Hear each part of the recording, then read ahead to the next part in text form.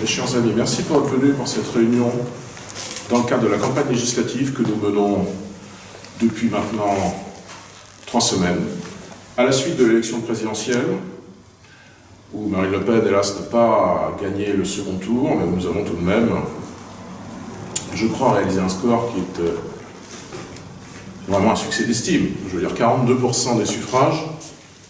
On n'avait jamais fait ce score avant. On a rassemblé encore plus de 3 millions de Français en plus, passant de 10 millions à 13 millions.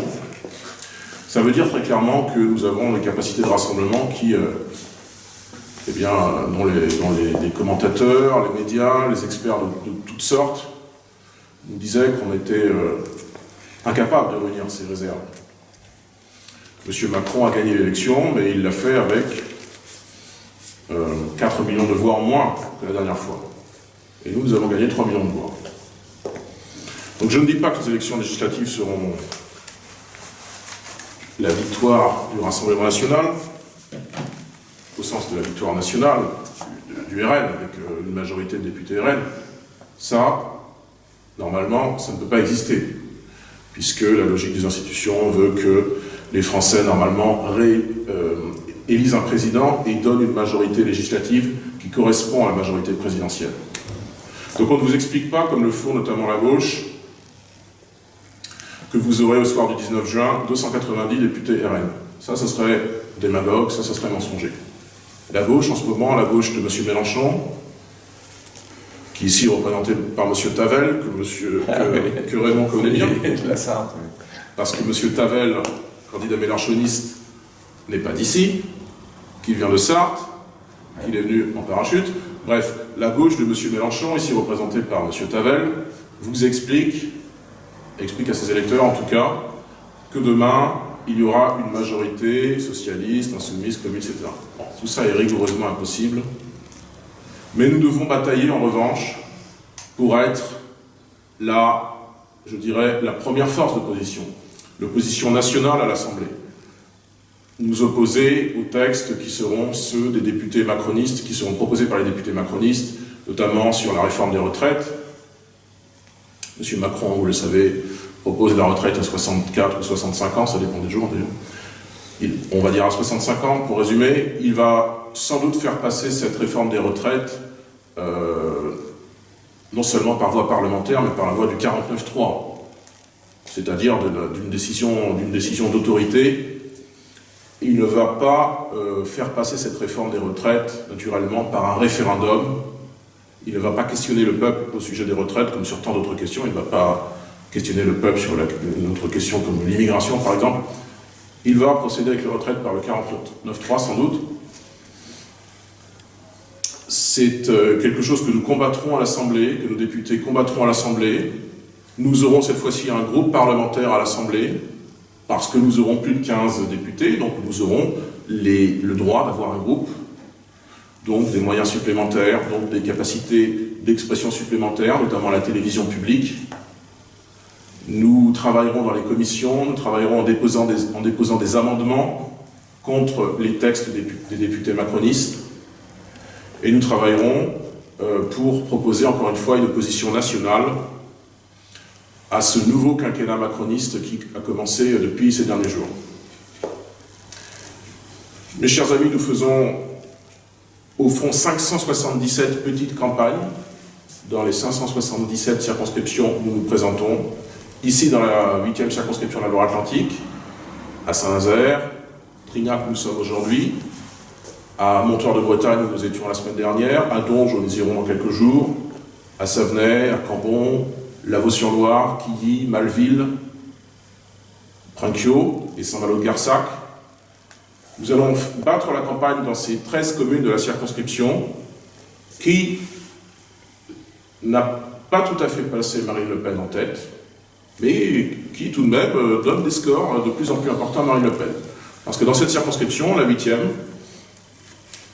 Marine Le Pen a rassemblé 20% des voix au premier tour de la présidentielle. Et ça n'était jamais arrivé.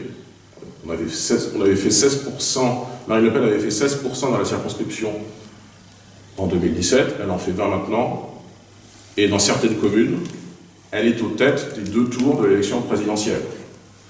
À Donge, elle est en tête des 2 tours, avec 54% des voix à Donge et 61% dans le meilleur bureau.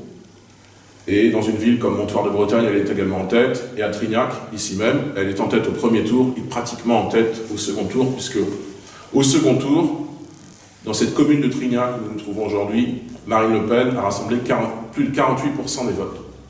Plus de 48% des électeurs exprimés à Trignac ont choisi Marine Le Pen. Ils n'ont pas reconduit Emmanuel Macron parce que, très certainement, la politique de M. Macron ne convient pas aux Trignacais. Qu'il soit ou non Rassemblement National, puisque nous n'ignorons pas que cette ville est plutôt de gauche, mais très vraisemblablement, une quasi-majorité des Trignacais ne se satisfait pas de la politique de M. Macron, et nous espérons que ce ne soit pas qu'une quasi-totalité des Trignacais, mais demain, eh bien, une quasi-totalité des Français qui rejettent ce nouveau quinquennat de M. Macron. Et donc nous vous défendons aux élections législatives qui viennent, et nous vous défendons depuis maintenant plusieurs mois, et nous continuerons à le faire dans les mois et les années qui viennent, également au Conseil régional des Pays de la Loire, où je siège aux côtés de Raymond dans des commissions différentes, moi dans la commission des transports, Raymond de Malherbe ici présent, maintenant dans la commission des finances, depuis quelques semaines. Et donc Raymond va vous expliquer à la fois son activité, je pense, son activité d'élu, comment on incarne une opposition au niveau local. Au Conseil régional, ce n'est pas tant l'opposition au macronisme, mais l'opposition à Madame Morancet, que vous connaissez sans doute, dont vous avez sans doute entendu parler ces derniers jours, parce que peut-être que M. Macron s'apprête à la nommer ministre. Moi, je ne pense pas que c'est... En tout cas, son nom a circulé. Oui, tout à fait. Ministrable, comment. Ce matin, ça circule. Ce matin encore, ça circulait.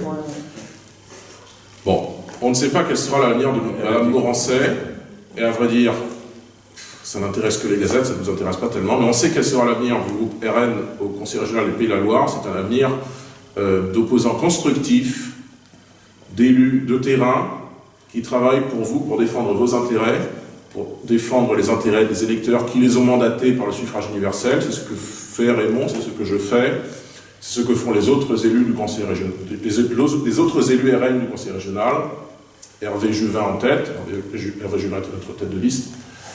Et donc, eh bien, Raymond va, je pense, vous présenter tout cela et puis sans doute détailler les objectifs de cette campagne législative qui, encore une fois, pour résumer, est avant tout d'incarner l'opposition à Emmanuel Macron et de rappeler aux Français que nous sommes la seule opposition à Macron. En tout cas, nous sommes la seule vraie opposition à Macron et que les autres qui se prétendent les opposants de M. Macron sont souvent en fait les marchepieds du macronisme. Eh bien, nous sommes les vrais opposants à Macron, et ceci, Raymond va vous le détailler. Merci. Merci Gauthier, merci à tout le monde. Alors, oui, moi je suis très content de notre résultat, en fait, puisque j'ai commencé à militer dans les années 80. On faisait 3%, et là maintenant, dans ma circonscription dans la Sarthe, on a fait 50,5% dans toute la circonscription pour Marine Le Pen. Donc le plafond de verre a explosé. Alors, j'ai commencé, moi je crois qu'effectivement on avait à agir dans le cadre des élections parlementaires, mais il faut être aussi prêt à être dans les marchés, à manifester, car je suis toujours combattu, moi je rejoins le Front National pour se battre pour la protection des Français, pour le patriotisme, et aujourd'hui les Français sont de moins en moins protégés par le gouvernement, donc il faut s'apprêter à se battre de plus en plus, quitte à manifester plus dans la rue. On parle toujours d'extrême droite et d'extrême gauche, mais le pire extrême, c'est l'extrême richesse, c'est les extrêmes abuseurs, les extrêmes corrompus et les extrêmes fraudeurs. Et aujourd'hui, c'est ces gens-là que le président Macron défend, c'est pour eux qu'il préside, et uniquement pour eux. Le chiffre à retenir, c'est que les 2 dernières années, la richesse des milliardaires français a augmenté de 236 milliards. C'est-à-dire que mathématiquement, quand on dit le pouvoir d'achat, c'est un vrai problème. Le gouvernement dit, le pouvoir d'achat augmente de 5%, mais il n'augmente pas du tout de 5%, il a augmenté de beaucoup plus de pourcents pour les milliardaires. Mais il a baissé entre 5 et 10% pour tout le reste de la population, c'est mathématique. Si vous faites le calcul, 236 milliards par rapport à 2000, 300 milliards de PIB, 236 milliards, c'est plus de 10%, donc c'est 5% par an. Donc voilà, tout est bouffé par les milliardaires.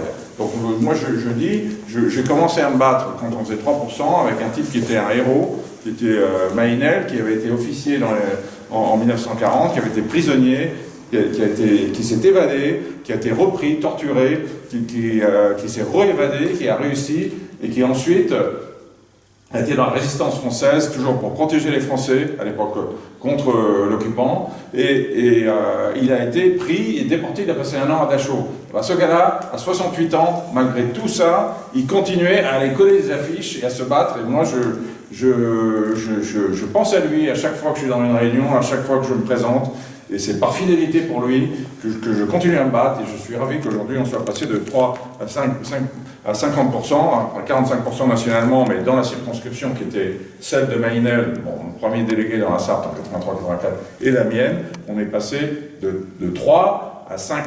C'est-à-dire qu'il n'y a plus de plafond de verre, on est en tête, en fait, on est à... La réalité, c'est qu'on est à 60%. Parce que ce qui s'est passé, c'est qu'il y a eu un traître, le sénateur Denis Calahi, qui en fait est très à droite, mais à droite de l'argent, qui, après avoir dit qu'il ne fallait pas se prononcer ni pour, comme Retailleau, qui a dit, bon ben, moi, je ne prononce ni pour Marine Le Pen, ni pour Macron. Mais quand vous avez un sénateur LR fortuné, avec une grosse implantation rurale, qui dit, ben, je vais soutenir Macron, ce qu'il a fait, et ben ça fait basculer 5 à 10% de l'électorat. Donc en fait, on est à 60. Et ça, c'est terrible, c'est continu. En fait, Macron, il gagne uniquement parce que vous avez des LR qui votent contre leurs convictions pour soutenir Macron par intérêt personnel, et parce que, évidemment, vous avez eu la gauche, la fausse gauche, la gauche qui a trahi, la gauche, la France Insoumise, et tu as cité Tavel, Mathias Tavel, qui siège avec nous à la région, mais lui, je peux vous dire qu'il a été stigmatisé par la presse Ouest-France comme ayant échoué dans la Sarthe. C'est-à-dire que la France Insoumise a fait 18% dans la Sarthe en 2017 et elle a fait 18% en 2022. Alors que nous avons progressé au deuxième tour, donc nous sommes passés de 37% à 45%, et au premier tour, nous sommes passés de 21 à 28%. En fait, on était à 27,8% au premier tour dans la Sarthe, et Emmanuel Macron était à 28,2%. Et en fait, quand je suis arrivé à la préfecture, les journalistes ont présenté sur moi en disant « mais vous êtes en tête ». Oui, on a été en tête, sauf que malheureusement, il y a tous les résultats de la ville du Mans qui est tombé, avec, on sait, le vote électronique dont... Est-ce qu'il y a des gens qui ont voté électroniquement ici? Moi, je peux vous dire que j'ai voté électroniquement parce que j'avais procuration. C'est impossible de contrôler ce qui se passe. Sacrément ici, à part Michel et à Blain. Vous appuyez sur un bouton, vous ne savez pas ce qui sort de l'autre côté. Enfin, je veux dire, bon, on espère que ça se passe bien, mais c'est quand même un vote qui, en grande ville... Enfin, moi, j'étais surpris d'arriver le soir, tard à la préfecture, que les journalistes me disent « vous êtes en tête », qu'il y a encore des maires, d'ailleurs, qui étaient en train de déposer leurs résultats, et tout d'un coup, pof, ah ben non, c'est Macron qui est passé en tête. Donc ça, c'est... Alors, j'aimerais remercier beaucoup Gauthier, qui est vraiment un cadre du RN méritant et reconnu comme tel au niveau du siège, quelqu'un qui a été un pionnier dans le domaine des réseaux sociaux, quelqu'un qui est un des militants les plus actifs et les plus exemplaires du pays, et effectivement, et en plus la Loire-Atlantique, c'est quand même beaucoup plus difficile, c'est le département le plus difficile des Pays de la Loire, je crois, hein, enfin, parce que la Mayenne c'est difficile aussi du point de vue des votes, mais dans les Loire-Atlantique, vous avez en plus une grosse population d'antifa, donc c'est risqué, chapeau à tous, parce que, chapeau à toi Gauthier, vraiment c'est formidable ce que tu fais ici. Donc le premier message que j'aimerais dire, c'est surtout pour les jeunes, vous pensez, moi j'ai marié à 3%, on est à 45%, donc évidemment je suis content, c'est évident. Donc vous allez certainement voir la victoire, et nous on y contribuera tant qu'on y sera, tant qu'on sera en vie. Gauthier, tu verras sans doute la victoire. Donc ici, effectivement, j'ai regardé vos résultats, vous avez quand même progressé sur le dernier scrutin, puisque vous avez fait 31% au deuxième tour contre 22%. En Loire-Atlantique. Donc ça, c'est formidable.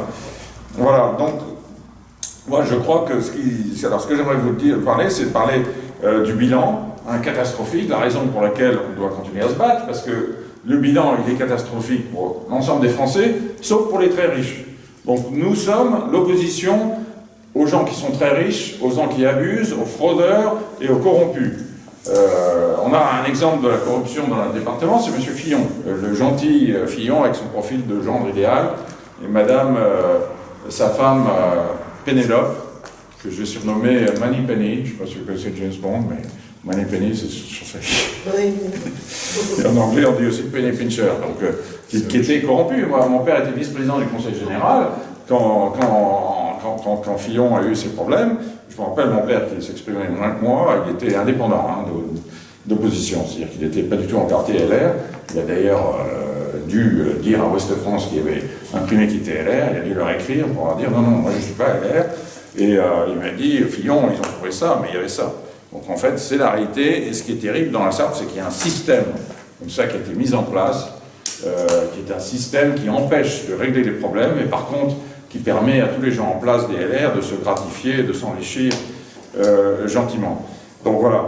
Alors au niveau des... Donc je vais parler du problème, des raisons des problèmes et des solutions qui évidemment passent par nous. Bonjour monsieur.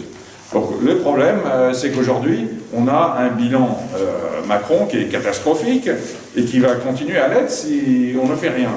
Le bilan catastrophique, alors encore une fois, le bilan de Macron, il est catastrophique pour les Français en général, mais il n'est pas catastrophique du tout pour les gens qui sont très riches, puisque les milliardaires français ont enrichi leur fortune de 300 milliards sur le quinquennat Macron. Hein, c'est les chiffres de l'Oxfam, c'est 236 milliards d'accroissement de la fortune des milliardaires français sur les 2020-2021. C'est-à-dire 236 milliards, il faut toujours avoir ce chiffre dans la tête. Et moi, quand on me dit ah oui, mais le fait de maintenir la retraite à 62 ans, comme le propose votre présidente, ça va coûter 9 milliards. Mais 9 milliards, mais c'est rien par rapport aux 236 milliards que se sont mis dans la poche les milliardaires. C'est rien.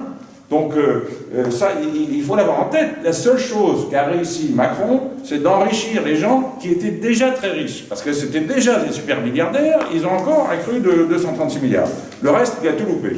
C'est-à-dire qu'il a continué à détruire les services publics, qui avaient déjà été très bien, mal mis en point par évidemment les LR. Hein. Alors il ne faut pas oublier que Macron est au pouvoir depuis 2012, hein, quand même. Hein, parce qu'il était déjà là avec Hollande comme secrétaire général du gouvernement, hein, si je m'abuse, et puis ensuite ministre. Donc il est responsable du déclin des services publics. Alors, dans notre département, il y a un très gros problème de désertification médicale. C'est-à-dire que la Sarthe est suivant le classement, 90 ou 97e département en nombre de médecins par habitant. Or, qui a mis en place ce système, l'ARS, le système des ARS, et le fait de gérer le service public de la santé sur des critères d'entreprise privée, c'est M. Sarkozy, c'est les LR. Et qui maintenant, je ne sais pas comment ils font chez toi, enfin, les LR, on ne sait plus où ils sont d'ailleurs. On en reparlera, mais qui maintenant disent oui, il faut lutter contre les déserts médicaux. Oui, enfin, c'est eux qui les ont créés. Donc, il y a eu effectivement sous Macron aussi une augmentation de la violence, autre bilan catastrophique, augmentation de la violence qui évidemment se mesure par des actes terroristes. Quand même, il ne faut pas oublier qu'il est là depuis 2012, qu'il y a eu 271 morts, des innocents terribles. Alors, le Bataclan, en fait, tout ça, il était quand même au gouvernement. Hein. Et ensuite, depuis 2017, c'est vrai qu'il n'y a pas eu de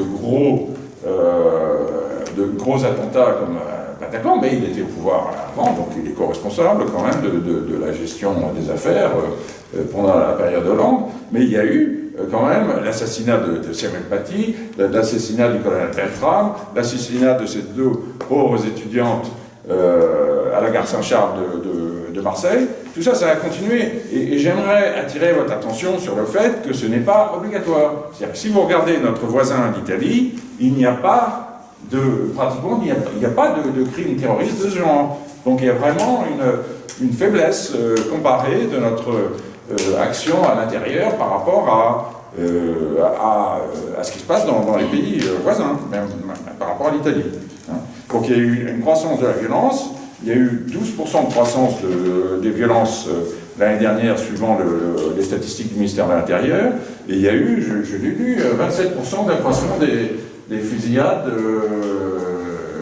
à ce jour, cette année, à Nantes. J'ai lu ça hier sur les infos. Donc, il y a une absence totale de gestion de la sécurité, qui est due, comme on en parlera, au fait que la justice n'a pas assez de moyens. C'est d'abord que la justice n'a pas de moyens.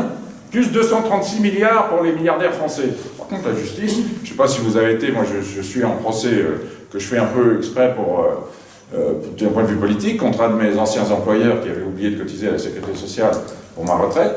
Alors, heureusement, je n'en ai pas besoin pour vivre, mais je me bats rien pour ça. Et aussi pour voir, et je vois la pauvreté qu'il y a dans les palais de justice, et le fait qu'effectivement, c'est très difficile aujourd'hui d'être un juge. Donc, il n'y a pas assez de juges, les conditions ne sont pas bonnes, et en plus, ils ont des idées souvent à gauche, et puis il y a une opposition police-justice qui est malsaine, et qui a été entretenue par, évidemment, des gens comme Dupond-Moretti, qui, par ailleurs, fait partie de la Ligue des corrompus, Dupond-Maserati. Donc notre combat, et c'est encore plus, c'est pour ça qu'il faut se battre encore plus aujourd'hui que quand moi j'ai commencé à me battre dans les années 80, parce que le problème principal, c'est le même problème toujours dans toutes les sociétés, et en France même avant la Révolution, c'est de protéger les gens qui ont besoin d'être protégés, c'est-à-dire la majorité de la population, les gens qui ont peu de moyens, contre les abus de pouvoir, contre l'insécurité. Et donc, notre programme, il tient sur deux jambes, la sécurité et la solidarité sociale. Et je peux vous dire que depuis les années 80, quand j'ai adhéré, mais déjà les situations étaient mauvaises, les choses n'ont fait que s'empirer. Donc, il faut continuer à se battre. Alors, évidemment, sous Macron, autre bilan catastrophique, l'immigration, qui a continué, immigration clandestine surtout, alors qui a quand même été provoquée, ne l'oublions pas, par ces chers LR, Sarkozy avec sa guerre en Libye, qui était plus ou moins une guerre personnelle, plus ou moins une guerre encouragée par M. Bernard-Henri Lévy pour des raisons propres à sa pensée à lui, mais pas du tout aux Français. Ça n'avait aucun intérêt pour nous. Donc en décanillant Kadhafi, qui quand même employait 2 à 3 millions de personnes de la région, parce que son économie tournait, qui sortait, surtout empêcher les Africains de passer la Méditerranée, eh bien, Sarkozy, c'est le premier responsable de cette immigration, mais Macron n'a rien fait pour l'arrêter. Or, il existe des solutions. Moi j'étais souvent en Australie, ils avaient un problème, on peut en parler plus tard, ils l'ont résolu très rapidement, ce problème-là. Alors, du point de vue économique, le Mozart de la finance, qui en fait, lui et le maire, qui sont complètement nuls, il faut bien le dire, le Mozart de la finance, alors moi je vais vous dire, Macron d'abord, il a fait l'ENA. Donc déjà, moi je suis diplômé de Sciences Po avec la félicitation du jury. J'ai refusé de faire l'ENA parce que j'ai compris qu'il fallait être un conformiste. C'est-à-dire que les gens qui font l'ENA, ils faisaient l'ENA, 1, pour avoir du pouvoir, 2, parce que ils avaient un esprit comme ça, incapable de créer. Donc vous avez les gens qui sortent de l'ENA, à 80-90% sont des pharisiens qui sont au pouvoir uniquement par volonté d'ambition personnelle. Et donc, ils sont pas du tout doués pour les affaires. Monsieur Macron, banquier, c'est quoi? C'est une banque Rothschild qui l'appelle, qui lui dit mon vieux, il y a un petit dossier là qui est bien, qui est ficelé à 80%, lui, il a sans doute... C'est comme ça que ça se passe, en général. Et il s'agissait, d'ailleurs, je vous le rappelle, de vendre la division alimentaire de Pfizer, Pfizer, à Nestlé. Donc ça, c'est sa grosse réussite de banquier. Mais c'est pas... Moi j'ai un fils banquier qui travaille, qui a commencé à la base, enfin, il a fait des études, mais enfin, il est dans la banque depuis 7-8 ans, mais il a été dans des positions difficiles avec des challenges. Macron, il est arrivé, pof, tout était préparé, le bureau, le confort et tout, le petit dossier, et puis il a fait ça, et c'était déjà prêt. C'est comme ça que font ces grosses entreprises.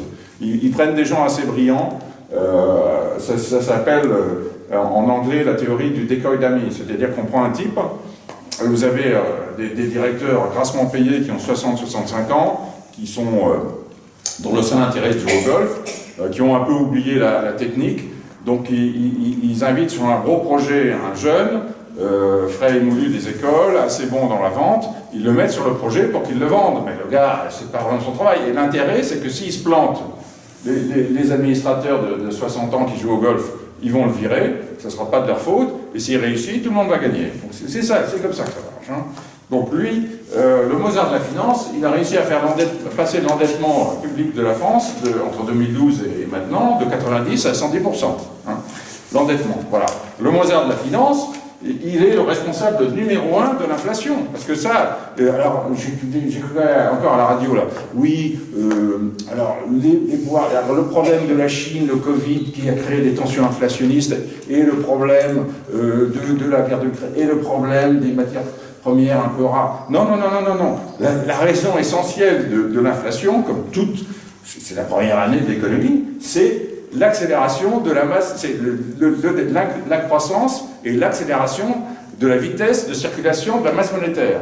C'est-à-dire que c'est ça la réelle raison de l'inflation, c'est-à-dire c'est le quoi qu'il en coûte. C'est le quoi qu'il en coûte. C'est-à-dire que plus vous foutez de l'argent dans le système, quand en plus l'économie réelle patine, bah, évidemment les prix augmentent, et aussi les marges, etc. Donc c'est ça la raison de l'inflation. Voilà. Donc il est responsable de l'inflation aujourd'hui, qui est quand même de l'ordre de 7%, maintenant, on va vers du 6-7%. Moi qui travaillais beaucoup en Asie, alors, le Japon, 1% d'inflation. Hein. Et pourtant, c'est un produit qui dépend de l'extérieur. Hein. Donc, c'est Hong Kong, où j'ai une société, 2% d'inflation. Pourtant, c'est un pays où il y a beaucoup de tensions inflationnistes, notamment à cause de la pression sur l'immobilier. Voilà. Et nous... donc il a échoué là. Il a échoué, il n'est pas bon au niveau chômage, hein, parce qu'on nous dit que le chômage est à 6%. Madame Morancé, je suis la championne. Alors d'abord, elle n'a rien fait pour que ça améliore, et elle profite un peu d'une situation. C'est vrai que les Pays de la Loire sont relativement mieux placés que d'autres régions. Mais 6%, c'est la mesure des catégories A du chômage. Hein. C'est-à-dire que c'est des gens qui n'ont pas eu du tout d'emploi et qui tout d'un coup ont trouvé un emploi. Mais le problème, si on regarde les catégories A, B, C, D, c'est-à-dire incluant des gens qui ont travaillé un peu, qui ont eu du mal à trouver, qui ont trouvé puis qui ont reperdu, etc., ou des gens qui ne cherchent pas un emploi à temps complet, le chômage il reste stable. Mais surtout, on reste quand même dans les définitions de Pôle emploi. Mais si on passe dans les définitions de l'INSEE qui sont basées sur des enquêtes incluant les gens qui aimeraient bien travailler mais qui ne vont pas au Pôle emploi pour différentes raisons, mais en fait, on n'est pas à 6%, on est de l'ordre de 10-11%. Donc on est certainement beaucoup plus mauvais que des pays comme l'Allemagne, comme les Pays-Bas, comme l'Angleterre et en général les pays d'Asie. Donc on n'est pas bon. Le PIB, il est plat, et alors surtout, le Mozart de la finance, hein, il a réussi à empirer la balance commerciale extérieure de manière catastrophique. C'est-à-dire qu'on a un déficit de l'ordre de 80 milliards quand même. C'est effarant. Ça, c'est dû, ce que les gens ne soulignent pas, et moi ce que je vous dis, parce que j'ai travaillé dans les grosses entreprises multinationales, pourquoi un tel déficit? Parce que c'est lié au fait à l'enrichissement des riches aussi, c'est parce que la structure de l'économie française dépend beaucoup trop de multinationales. C'est-à-dire que si vous regardez l'Italie ou l'Allemagne, qui ont des balances commerciales excédentaires, même dans l'Allemagne maintenant dans le domaine agricole, alors que nous on n'est pas foutu de l'avoir, et les Pays-Bas, ils ont des PME, des petites et moyennes entreprises, donc qui en général n'ont pas de filiales à l'étranger, c'est-à-dire qu'ils vendent directement, si le produit sort de l'usine à 100, la PME qui fait bon, moi j'ai travaillé dans les fringues, il va vendre à l'agent en Australie, il va sortir d'usine 100, il va vendre à l'argent en Australie à 200, donc il va faire une marge de 100. La multinationale comme LVMH ou les gros groupes français, non. Le prix sorti d'usine c'est 100, mais eux, ils vont vendre à 80 à leur propre filiale à Hong Kong ou dans les îles Caïmans ou à Singapour, qui va faire 120 de profit pour revendre à 200 à l'autre gars au bout. Donc en fait, ils sous-facturent à la sortie, donc vous avez la balance des exportations, la valeur des exportations baisse à cause du fait qu'elles sont contrôlées par des multinationales et qu'elles peuvent très bien faire des profits et transférer leur marge à l'extérieur. Alors que des PME ne peuvent pas. Il faut qu'ils gagnent tout leur argent sur place, en Italie, les PME italiennes en Italie, les PME allemandes en Allemagne. Donc ils sont obligés de facturer cher sortie Allemagne ou sortie Italie. Mais les gros groupes, ils s'en foutent, surtout depuis la loi El Khomri, en plus, qui encourage le fait de pouvoir dégraisser en France. Donc les multinationales, elles en ont rien à foutre parce qu'en fait, elles ne vendent pas à des clients à l'étranger, elles vendent à leur propre société basée dans des paradis fiscaux pour améliorer les marges.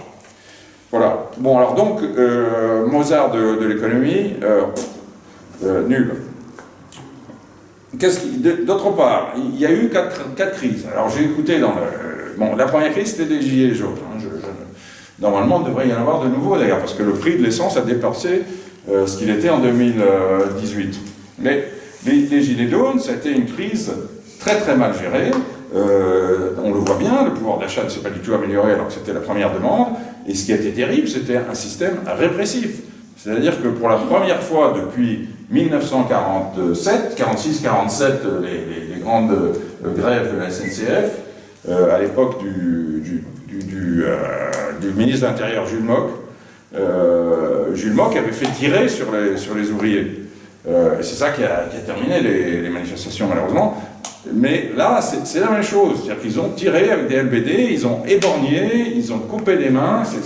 C'est dramatique. Et puis je peux vous dire que moi, je suis persuadé que le gars parce que Macron, au début, il était comme ça, hein, il ne savait pas trop ce qui se passait. C'est Sarkozy qui est un petit bonhomme teigneux à la solde des riches, qui a été voir Macron pour lui dire « Tire-leur dedans, mon vieux, c'est qui les patrons? C'est le CAC 40 qui t'a foutu au pouvoir, alors tire dedans les gilets jaunes. » Je suis sûr que c'était cette influence-là. Et ça, c'est inacceptable pour moi qui ai vécu 68. Je ne sais pas s'il y a beaucoup qui étaient là en 68, mais en 68, comment? J'avais 7-8 ans. Oui, moi j'avais 11 ans, mais c'est la première fois que j'ai vu des chars dans la rue, j'étais au Mans. Bon, il y avait des manifestations, il y avait une grosse agitation sociale, etc. Il y avait vraiment une situation qui était dangereuse. Et à la tête du pays, on avait un général et on avait à l'intérieur deux officiers, d'ailleurs, le ministre de l'Intérieur et le secrétaire d'État, qui étaient des anciens de la Deuxième Guerre mondiale, résistance, etc. Bon. Ces gars-là, on aurait pu penser qu'ils auraient maté le manifestant. Non. Ils ont dit non, on ne tire pas sur les Français. Donc, ils ont réglé la crise, d'abord en donnant des avantages sociaux, parce que c'est à ce moment-là qu'on a créé le SMIC, augmentation des aides sociales, et en même temps, ils ont dit, au bout d'un mois, quelques semaines, on va aller voter, comme ça, on décidera. C'est démocratique. Voilà, ça c'était un moyen de résoudre la crise, que Macron n'a absolument pas fait. C'est-à-dire qu'il aurait dû effectivement donner des avantages sociaux, il n'en a pas donné du tout. La seule chose qu'il a fait, c'est reculer sur ses projets. Deuxièmement, il aurait dû régler le problème en disant on va voter. Non, il n'a pas du tout dit on va voter, il a envoyé les CRS taper. Ça c'est honteux. Pour très mauvaise gestion du crise des Gilets jaunes. Gestion totalement inepte. Macron et le gouvernement français sont à l'origine de la crise du Covid dans l'Europe. Je le dis ici et je l'affirme. Personnellement, j'étais moi-même à Wuhan, où toute cette crise a démarré en décembre 2019. Hein, j'étais à Wuhan en décembre 2019. Et donc je connais très bien l'affaire. Le gouvernement, alors Wuhan, il faut savoir que Wuhan, c'est la ville où il y a le plus d'investissements français en Chine. Alors, c'est aussi, donc vous avez les industries automobiles, les accessoiristes automobiles, vous avez l'optique aussi. C'est une grosse ville industrielle où les Français sont très présents, tellement présents qu'on est le seul pays de l'Union européenne à avoir un consulat. Vous savez que c'était une concession française en fait, Wuhan avant, donc, comme canton, comme une partie de Shanghai, donc c'est un peu genre colonie, mais ça s'est terminé donc en 1946. Moi j'ai rencontré des gens, des Chinois, dont les grands-parents avaient travaillé pour la banque, qui était à l'époque la Banque d'Indochine, qui était la Banque d'Indo-Suez. Donc c'est une ville où la France était très présente, et vous savez que donc dans les pays étrangers, la France est représentée par des ambassades, et dans les grands pays, il y a des consulats. Donc l'ambassade, c'est plutôt pour les relations d'État à État, et les consulats, c'est pour la gestion des communautés françaises dans les pays. Donc en Chine, comme c'est un grand pays et qu'il y a beaucoup de Français, hein, je crois qu'il doit y avoir 30 000 Français en Chine, 30 ou 40 000 Français. Donc vous avez des consulats. Vous avez des consulats vous avez 5 consulats, je crois. Un consulat à Pékin, un consulat à Shanghai, un consulat à Canton, un consulat à Wuhan, 6, un consulat à Chengdu et un consulat dans le nord-est à Changchun. Donc, mais quoi qu'il en soit, la plupart des pays font la même chose. C'est qu'ils ont une ambassade et quand ils ont des communautés, ils ont des consulats pour aider. Le fait est qu'à Wuhan, comme il y avait beaucoup de Français, le seul pays de l'Union européenne à avoir un consulat, c'était la France. C'est la France.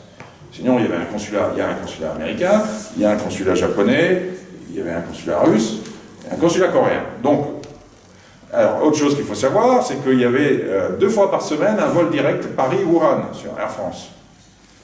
Donc, et évidemment, comme vous le savez tous, le laboratoire P4, qui est considéré comme un laboratoire d'où est parti ce virus, hein, sans doute, moi, ma théorie, j'ai écrit des articles dessus, c'est que, sur la base aussi de témoignages de Chinois là-bas, que c'est sans doute, malheureusement, un problème de sécurité dans l'usine et qu'il y a sans doute eu une fuite d'un animal qui avait dû être inoculé et qui a dû être vendu sur un marché, etc.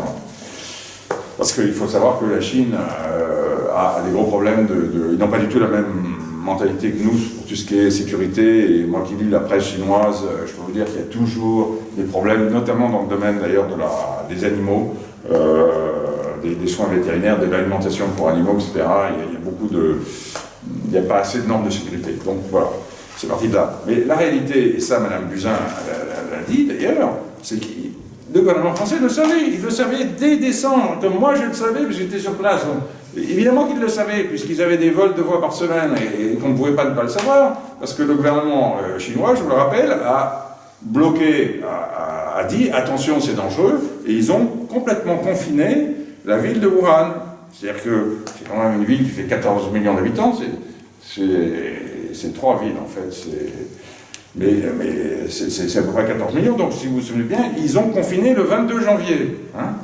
Donc, mais le 10 mars, notre président, super intelligent, totalement informé, continue à expliquer, non, il n'y a pas de problème, tout va bien, c'est pas la peine de porter des masques, etc. Hein. Alors que moi, j'étais revenu en janvier à Paris, et Marine Le Pen m'avait dit d'ailleurs à l'Assemblée, il faut contrôler les frontières, il faut des masques, il faut tester des gens qui viennent d'Asie, il faut tester des gens qui viennent de Chine. Hein. On avait une ville de 15 millions qui était enfermée, quoi, comme à l'époque, la vieille époque de la peste, etc., où on enfermait des villes. Donc on le savait, ça. Mais pourquoi il n'a pas réagi, M. Macron? Hein? Moi, je n'élimine pas le scénario Pfizer, hein. C'est-à-dire que M. Macron avait vendu la division alimentaire de Pfizer à Nestlé, donc il connaissait les patrons de Pfizer, et ces gens-là, moi je vous assure, hein, j'ai travaillé dans les multinationales, ce sont des cyniques, c'est-à-dire que ce sont des gens qui gagnent beaucoup trop d'argent, ils sont complètement hors sol, ils ont oublié la solidarité, ils ont oublié qu'ils sont français. Ils considèrent qu'on est tous des cons, en fait, qu'on est tous des cons parce qu'on ne gagne pas 100 000 € par mois, donc on est tous des cons. C'est comme ça qu'ils fonctionnent. Hein. Et donc, ils ont dû se dire, le marché financier a un peu de mal, on va faire gagner de l'argent aux laboratoires pharmaceutiques. Moi, je n'exclus pas la possibilité qu'ils n'aient pas voulu agir, qu'ils auraient pu agir dès janvier, uniquement pour pouvoir permettre justement un petit développement qui allait profiter à l'industrie pharmaceutique. Hein. Et ça, on sait très bien que Frankenstein échappe toujours à son créateur. Hein. Donc, il a complètement loupé les gilets jaunes, il a complètement loupé la gestion du Covid. C'était un jour de confinement, le lendemain, pas de confinement. Il y avait des masques, c'était pas la peine de porter des masques. Ensuite, et puis, ce qui est terrible, c'est qu'il y a eu beaucoup de morts. Hein. Cette histoire, c'est-à-dire que moi, je regarde en Asie, quand même, qui était au front, hein, ils ont eu beaucoup moins de morts. Et ils n'ont pas, par exemple à Hong Kong ou même en Chine, ils n'ont jamais fait de confinement général. Alors, ils ont actuellement, effectivement, une politique très dure de Covid zéro à Shanghai, mais il y a beaucoup moins de morts. Il y a beaucoup moins de morts. C'est-à-dire que vous comptez... et c'est ça qui est terrible, c'est qu'on a des gens qui sont morts, quand même, en France. Hein. Et que si on regarde, par exemple, par rapport à Hong Kong, qui pourtant est une ville où le virus peut circuler très vite, qui est à la frontière de la Chine, enfin qui fait partie de la Chine d'ailleurs, ils ont eu 2 fois moins de morts rapportés à la population que la France. Et la plupart des pays d'Asie, c'est entre 2, 5, 10, 20 fois moins. Donc on a été très mauvais. le gouvernement en place a été très mauvais, Véran complètement à côté de ses pompes. En termes de relations internationales, moi je considère que aussi Macron a été vraiment mauvais. Il a été mauvais d'ailleurs dans la gestion de l'Ukraine. C'est-à-dire que ça fait quand même 10 ans qu'ils auraient dû se rendre compte qu'il y avait un petit problème là, parce que c'est pas nous qui sommes au gouvernement, c'est pas nous qui sommes payés avec des voitures, des chauffeurs, des appartements, c'est pas nous, c'est eux qui sont en charge. Donc moi, je prétends que si j'étais en charge, je serais responsable et je démissionnerais si ça marchait pas. Et eux, ils ont laissé les choses, à mon avis, avec un agenda quand même qui était de pousser l'Union européenne. C'est l'agenda américain, vous savez. L'agenda américain, c'est qu'il y ait une plus grande Union européenne possible pour qu'ils puissent faire du business sans entrave.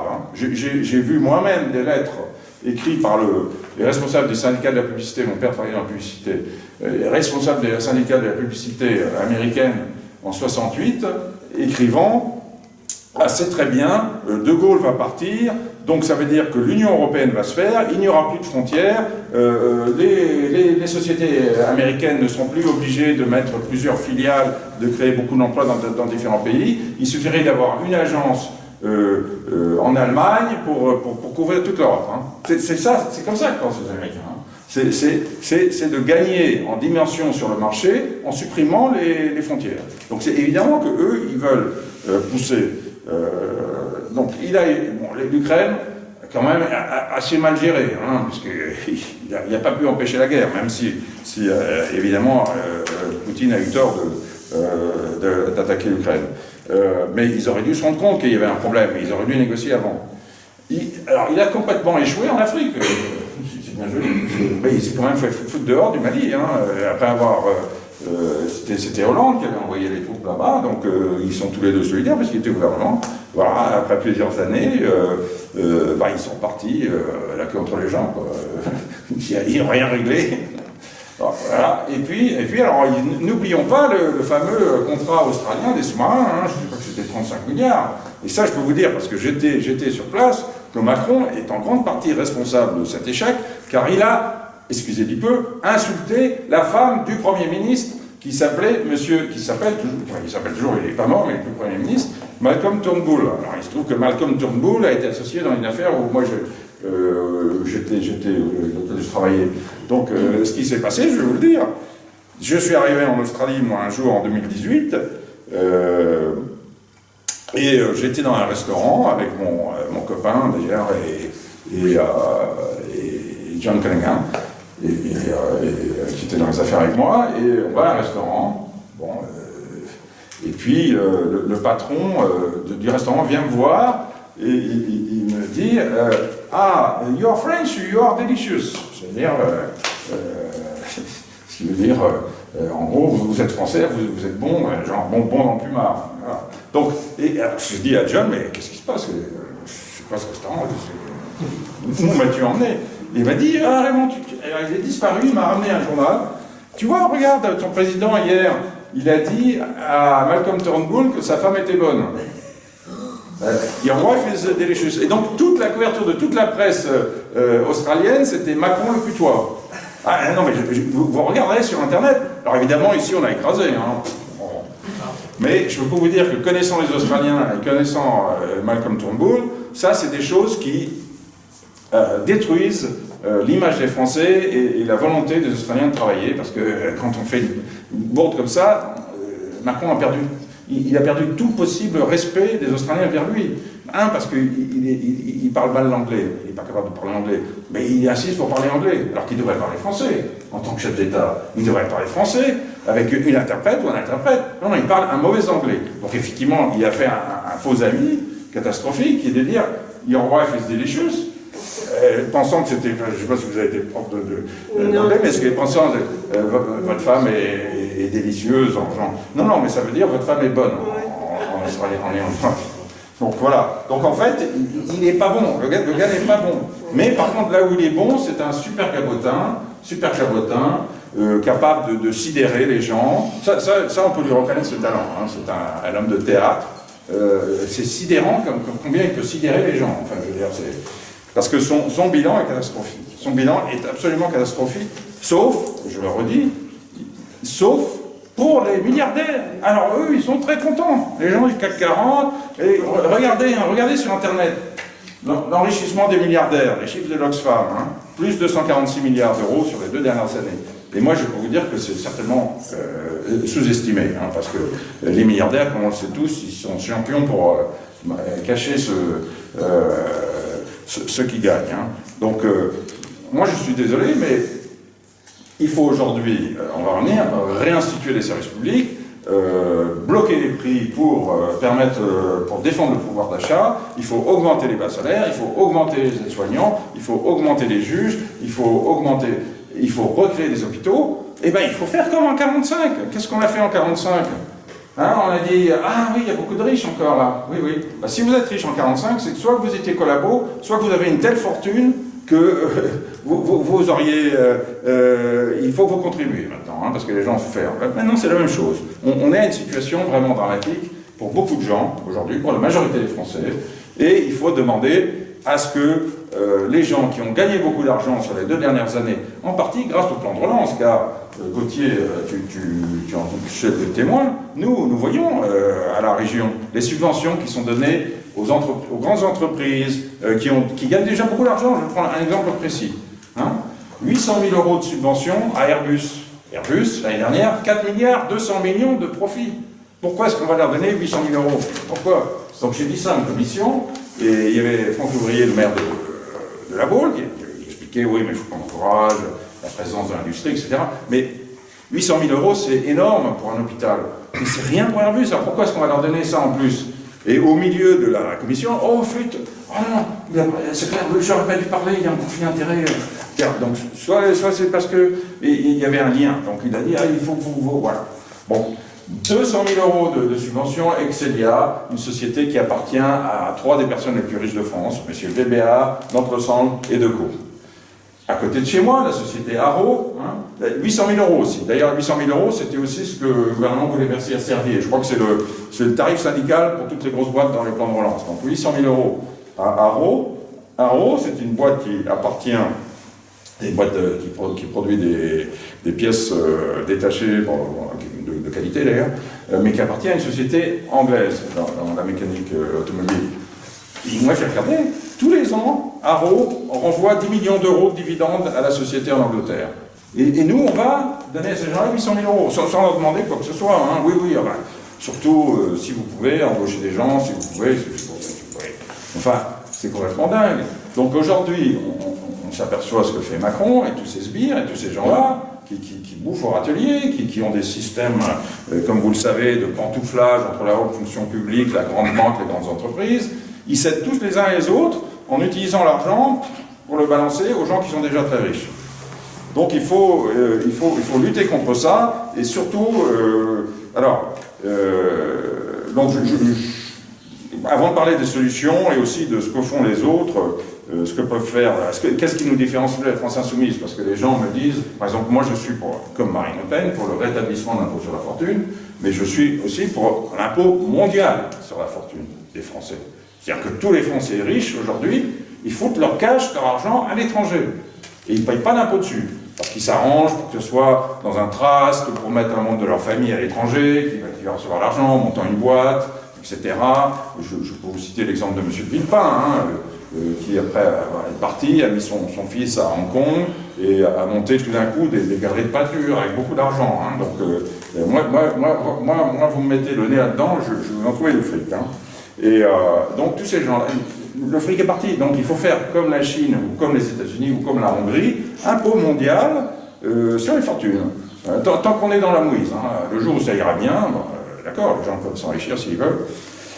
Voilà, donc je vous dirais ce qui nous différencie quand même de la France Insoumise, parce que l'autre jour, il y a un mec de la France Insoumise qui m'a dit « mais ton discours c'est le même que le nôtre, qui s'est rejoint à nous ». Je dis « non, pas vraiment ». Donc les raisons de cette déchéance totale, c'est qu'il n'y a plus d'éthique personnelle. Les gens qui nous gouvernent n'ont plus d'éthique personnelle, ils ne sont plus du tout au service du peuple, ils sont au service d'eux-mêmes. C'est comme ça. Moi, malheureusement, je suis assez âgé, donc juste, si vous voulez, à l'époque de Gaulle, enfin, au sortir de la guerre, il y avait vraiment un souci dans la haute fonction publique, dans l'administration, de faire avancer le public pour tout le monde. Donc on a mis en place l'option nucléaire, le développement du nucléaire, c'était formidable. Hein. La France des années 60-70, elle était au top mondial, parce que vous aviez un groupe au gouvernement d'élite, d'ailleurs pas aussi des chefs d'entreprise, qui étaient mus par le souci de bien faire, et ils étaient aussi mus, d'une certaine manière également, il faut bien le dire, surtout pour les patrons, par la peur du communisme, parce qu'il y avait les Russes, et que le PC représentait 20%, donc il fallait quand même pas abuser. Donc il y avait quand même... Donc on avait la meilleure aéronautique du monde, pratiquement, enfin, Concorde, tout ça, Mirage, on avait, en nucléaire, on était les plus avancés au monde, dans l'automobile, on était très très bon, on avait une balance commerciale largement excédentaire, on avait un équilibre budgétaire, et donc vous avez eu la prise de pouvoir à partir des années 70, des gens qui ont fait l'ENA, ont fait de la politique, pour pouvoir s'en foutre plein les poches, pour pouvoir avoir la gloriole, mais pas du tout pour servir le reste de la France. Donc ça, c'est la cause numéro 1. La cause numéro 2 de nos problèmes, c'est qu'il y a l'hyperlibéralisme, il y a l'ouverture au mondialisme, qui ne profite qu'à une petite minorité de gens, hein, ça ne profite pas du tout à l'ensemble des Français. Donc ça permet effectivement à un certain nombre de gens d'être dans des entreprises de taille mondiale, qui ont main libre sur un ensemble de marchés et qui s'en fichent plein les fouilles, c'est-à-dire les salaires des cadres supérieurs. Moi je trouve ça honteux qu'un cadre supérieur qui n'a pas créé sa boîte, donc foutu ses trucs sur la table pour prendre un risque, eh bien je trouve ça pas acceptable qu'il soit payé plus de 15 fois le SMIC, c'est pas acceptable. Or actuellement vous avez beaucoup de sociétés qui ont des usines un peu partout, qui sont dirigées de la défense, avec des cadres supérieurs de 30-40 ans, qui uniquement parce qu'ils ont des relations, ont fait une bonne école, gagnent 100 000, 200 000, 300 000 euros par mois, plus des bonus énormes, etc. Donc ça c'est absolument inacceptable, c'est une des raisons c'est vraiment une des raisons essentielles, à mon avis, des problèmes qu'on a aujourd'hui, notamment par rapport justement à des pays comme l'Italie ou l'Allemagne, où il y a beaucoup plus de PME. Dans une PME, vous ne pouvez pas payer quelqu'un plus de 10 fois ou 12 fois le SMIC, parce que tout le monde se voit, tout le monde sait très bien qu'il ne vaut pas. Mais dans une grande multinationale, où il y a 5-6 usines réparties en France, et où tous les cadres sont dans une tour à la Défense, c'est uniquement la construction financière. Donc ça, c'est pour moi la raison essentielle des problèmes aujourd'hui. Et il y a effectivement, en plus, pour se maintenir, ils se gauchissent. Hein. Depuis 40 ans, c'est la démagogie, c'est-à-dire plus on va, plus on tient un discours immigrationniste. Au lieu d'éduquer les enfants correctement, on leur parle de genre, de racisme, etc. J'ai encore été à une célébration le 10 mai. Bon, c'est vrai qu'il y a eu du racisme, il y a eu de l'esclavagisme, mais ça n'existe plus aujourd'hui. Donc c'est pas la peine, comme Zemmour d'ailleurs, passer son temps à regarder en arrière. Voilà, donc les solutions, mais ils utilisent le racisme, ils utilisent ce truc-là pour cacher le fait que économiquement et socialement, ils ne roulent que pour les riches. Alors, les solutions. Alors, regardons un peu les autres partis qui est autour de nous. Alors, d'abord, réglons le compte de la France Insoumise, M. Tavel. Il va falloir expliquer que moi, c'est vrai que je ne suis pas de loin, et j'ai voté de temps en temps des résolutions qu'il mettait en avant contre la libéralisation des services publics. Enfin, vous vous rendez compte qu'avec les LR, au pouvoir dans la région, on va libéraliser ça, on va ouvrir le service public du transport en Loire-Atlantique et en Vendée. Hein. Toute la région, enfin début par Loire-Atlantique, avec des appels d'offres. Hein, et parmi les gens qui vont répondre à l'appel d'offres, il y a la société des chemins de fer de Hong Kong, qui appartient à plus de 50% au gouvernement chinois. Alors, est-ce que vous pensez sérieusement que ces gens-là vont avoir au cœur de servir les Vendéens, les gens de Loire-Atlantique? Pas du tout. Ils vont être là pour gagner du fric, c'est tout. Donc alors bon, ils vont peut-être payer comme ils le font, ils sont très malins, hein, quelques jetons, un peu d'argent à droite et à gauche aux politiques qui leur ont permis de gagner ces contrats, hein, c'est comme ça que ça va se passer. Donc là, la gauche, la France Insoumise s'est opposée à ça, et moi j'ai voté avec eux, c'est évident, et quand ils disent qu'il faut augmenter les salaires enseignants, nous on vote avec eux. Mais le problème c'est qu'eux ils sont sectaires, qui ne vont jamais voter des choses pour nous. Je vais vous prendre un exemple du sectarisme de la gauche, absurde. Je vous ai parlé du type qui était délégué départemental au début des années 80 dans la Sarthe, Mainel. Donc il était résistant, torturé, évadé, 1 an à Dachau, et il s'en est sorti grâce à un Lituanien communiste. D'ailleurs, il me disait toujours, tu sais, le communisme c'est mal, mais il y en a certains, chapeau. Donc, mais ce gars-là, donc, qui a vraiment foutu sa peau en jeu pour nous délivrer de l'occupant. Il y a des crétins de gauche qui avaient été mettre sur son mur Mainel égale SS. Alors, il faut quand même être complètement débile, hein. Alors que le gars avait justement passé 1 an dans... Donc je vais vous montrer le sectarisme de ces gens-là. Mais ce qui nous différencie avant tout d'eux, du point de vue social, c'est que, oui, il faut redistribuer, mais pas pour les Français, il faut redistribuer pour le monde entier, et surtout en priorité pour les autres d'ailleurs, hein. C'est souvent des gens qui sont incapables qui se fâchent en famille, hein, qui s'entendent plus avec leur femme ou leur mari, etc., hein, et qui se battent pour la pension, mais par contre, ah oui, le gars du Mali, le gars du Niger, le gars de l'Afghanistan, là c'est un ami, c'est un mec qu'il faut aider, ça. C'est n'importe quoi. Donc nous, c'est ça qui nous différencie, c'est que nous, c'est redistribution sociale, solidarité sociale, mais pour les Français. Et évidemment, ce qui nous différencie aussi de la France insoumise, c'est tout le discours sur la sécurité, hein, parce que, comme vous le savez, Mélenchon là, il a été attaqué par la police actuellement, parce qu'il a quand même été dire que la police avait un droit d'étrangler, c'était un droit de tuer, c'est quand même une honte d'attaquer la République dans ce qu'elle a de plus solide, qui est le maintien de l'ordre public. C'est ça ce qu'ils font, hein, les gens de la France insoumise. Donc, on n'est absolument pas d'accord avec eux là-dessus. On peut être d'accord sur certaines avancées sociales. Moi, quand ils disent qu'il faut rétablir l'impôt sur la fortune comme Marine Le Pen, oui. Moi, j'irais même plus loin, d'ailleurs. Je taxerais à 80-90%, comme le propose Mélenchon, tous les cadres supérieurs qui n'ont pas créé leur entreprise, mais qui gagnent plus de 15 fois le SMIC. Les autres, alors les LR, je ne sais pas si vous en avez encore ici, nous on a du mal à les trouver, c'est-à-dire qu'en regardant bien derrière l'affiche, il y a marqué LR, et en questionnant, oui, j'ai repris ma carte, oui, parce qu'ils sont obligés de reprendre leur carte, parce que pour se présenter, il faut s'affilier à un parti, parce que vous savez qu'il y a à peu près 1,50 € par voix au premier tour des législatives. Mais ce 1,50 €, il ne va dans un parti comme le nôtre, par exemple, nous on doit remplir une annexe, disant je suis Gauthier Boucher, je suis candidat et je m'affilie au Rassemblement national. Et c'est avec ce papier-là que les voix, si tu fais 20 000 voix ou 30 000 voix sur ta circo, ce sera 30 000 multiplié par 1,50 qui iront au Rassemblement national uniquement parce qu'il a signé un papier comme quoi Gauthier Boucher reconnaissait s'affilier au Rassemblement national. Et les LR, c'est la même chose. Alors ils nous disent non, je suis du vert droite. Mais en fait, ils sont LR. Alors nous, on a un cas dans le département d'un député sortant, Grelier, qui est investi à la fois par les LR et la République en marche. Ce qui montre le poteau rose complet de ce parti-là, c'est-à-dire qu'ils sont tous, et je les ai vus en campagne aussi, ils sont déjà en train de se dire, si au République en marche, si tu passes en tête, je me désiste. L'autre, si tu passes en tête, le LR, il arrive à se désister pour lui. Ils sont déjà dans ce discours-là. Hein. Et d'ailleurs, les LR, comme vous le savez, ils n'ont même pas fait campagne présidentielle. Leur seul objectif, c'était d'être...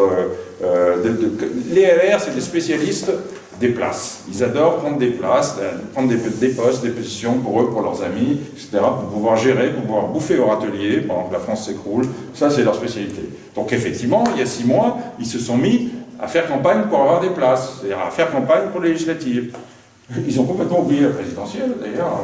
Alors c'est dingue de penser que Madame Morancé, qui est présidente de la région, soit porte-parole de Madame Pécresse, n'a fait aucune réunion politique.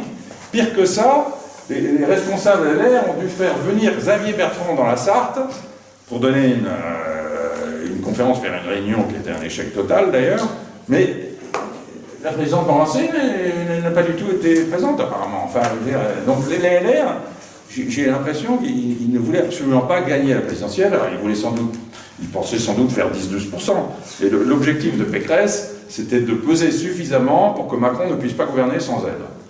Et c'est toujours les objectifs des LR, c'est de peser dans l'Assemblée nationale, mais ils ne vont pas y arriver, ils vont être laminés. Enfin, et c'est certain qu'on va s'employer à ce qu'ils soient laminés. Bon, La République En Marche, malheureusement, ils vont avoir effectivement, du fait que Macron a été élu, un certain vent positif, mais enfin, il a quand même eu moins de voix qu'en 2017. Donc, je pense, moi, qu'ils auront moins de députés quand même. Et il faut surtout, comme moi je m'y emploie, passer notre temps à expliquer que leur bilan est absolument catastrophique. La seule chose qu'a réussi Emmanuel Macron, c'est d'enrichir les gens qui étaient déjà très riches. C'est la seule chose qu'il a réussi. Tout le reste, il a loupé. C'est le pouvoir international, pouvoir d'achat, sanitaire, tout ce qu'on veut, il l'a loupé. Voilà. Donc, alors ensuite, on a les Zemmouriens, le caillou dans la chaussure. Bon, c'est une espèce de mosaïque de chapelle. Il y a tout, je ne sais pas dans ton département, mais chez moi, il y a des païens nostalgiques du Troisième Reich, il y a des catholiques souverainistes intégristes, il y a des catholiques non intégristes fondamentalistes, il y a des laïcs bon teint républicains, il y a des ex-LR qui n'aiment pas les RN, des ex-RN qui n'aiment pas les LR, enfin c'est un espèce de micmac incroyable.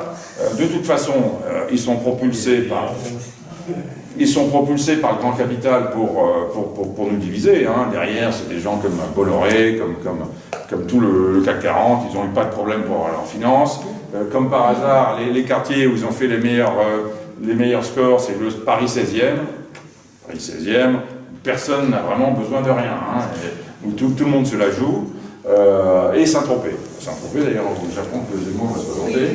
Donc, où il n'y a que des gens qui gagnent, qui ont des revenus annuels de plus de 40 000 euros par an. Donc, ça n'existe pas en dessous. Enfin, que ce soit Neuilly, 16e, Saint-Tropez, c'est ça la clientèle Zemmour. C'est des espèces d'archéo-conservateurs hyper riches qui ont toujours trouvé que le Rassemblement national, c'était un peu vulgaire, finalement.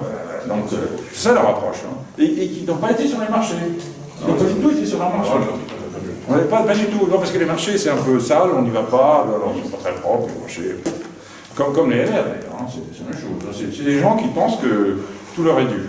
Donc, mais enfin, le problème de ces gens-là, c'est qu'ils vont quand même faire 2-3%, et ça peut nous empêcher, dans certains cas, d'être qualifiés pour le deuxième tour.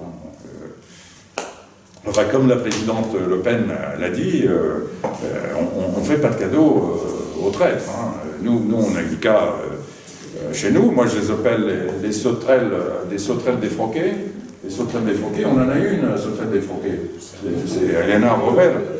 Voilà, sauterelle défroquée et velléitaire. C'est une sauterelle qui change la vie. Alors donc, voilà, donc c'est l'exemple type aussi, c'est Nicolas B. Hein. Moi qui suis un vieux militant, parce que j'ai adhéré en 83, Nicolas B, j'ai souvenir qu'il avait trahi Jean-Marie Le Pen en 98, 97, pour partir avec MNR, et qu'il avait poussé quand même jusqu'à aller se présenter contre Marine Le Pen dans une circonscription, en insultant. Et ensuite, il a été mendié auprès des Le Pen s'il pouvait peut-être venir, et je ne sais pas par quelle gentillesse et générosité ils lui ont permis de revenir, mais c'est dramatique, ça. Et donc ces gens-là sont des gens qui sont des traîtres. Moi je suis un Normand d'origine, je suis un rameur, c'était mon sport d'université, ça fait 40 ans que je rame au RN, ça fait 40 ans que je vois qu'on progresse, je ne changerai pas, et je peux vous dire qu'on va tous gagner un jour ou l'autre, et que déjà le plafond de verre a sauté, puisque dans 27 départements, on est au-dessus de 50%. Donc voilà, le plafond de verre. Voilà, donc je vous dis à la victoire, bravo encore à tous, et à Gauthier et à Madame Trévidic. L'essentiel, c'est de progresser. Hein. Voilà. Et de se sentir bien, c'est-à-dire il vaut mieux être battu sur ses idées, comme disait le président Jean-Marie Le Pen, que de gagner sur les idées des autres. Voilà. Merci beaucoup.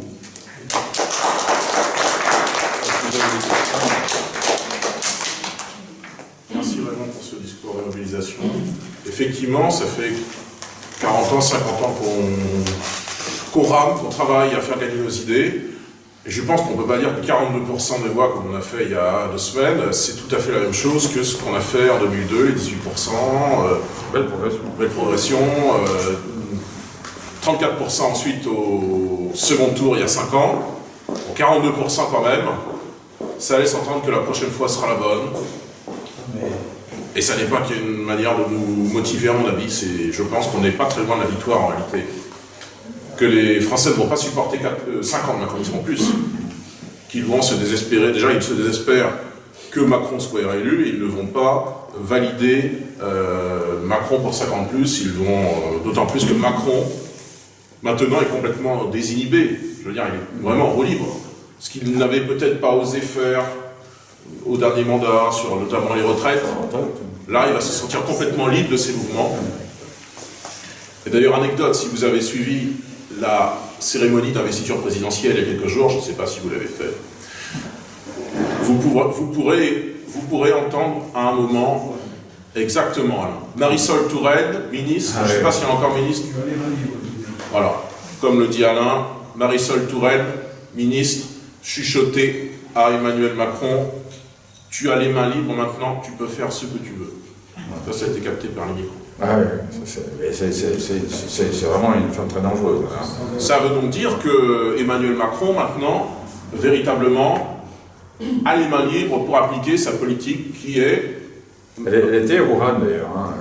Durant la crise sanitaire. Pour l'inauguration du laboratoire P4, c'était Cazeneuve, Marisol Touraine, le mari de Buzyn Lévy, et je sais plus qui d'autre.